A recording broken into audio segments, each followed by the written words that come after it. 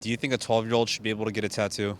I'm going to say no. Probably not. No. It's probably too young to make decisions. It's a pretty permanent decision. They can't make the decision for themselves yet. It's something permanent on their body. Do you think a 12-year-old should be able to consent to puberty blockers? Yes, Yes. and I understand how that sounds really hypocritical.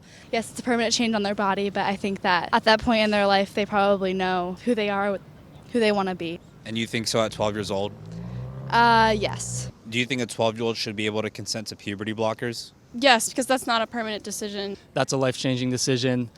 I don't think that any 12-year-old is in a position to make a decision that's going to affect them long term. When you get puberty blockers, for a lot of kids that's like life-saving, is keeping them from having to go through a puberty. I think puberty blockers are a great sort of like middle ground to allow a child to better understand themselves without having to make decisions like surgery or doing nothing and having to live through a puberty that is not within, that they don't identify with.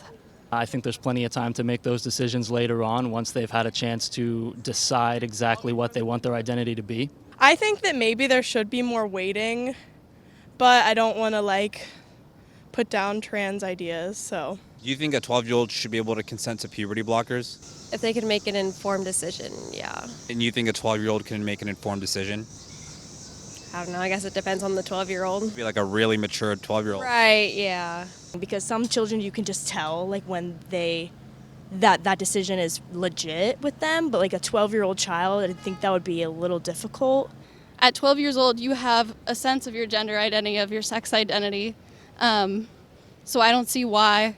I mean, we know there's kids that young killing themselves because they have so much gender dysphoria that they're having to deal with the struggles of being trans. So why would we, if there's a simple answer like puberty blockers, I think it's one of the best resources. Okay. So if a 12-year-old thinks they're a different gender, they should be able to go in and be like, I want puberty blockers?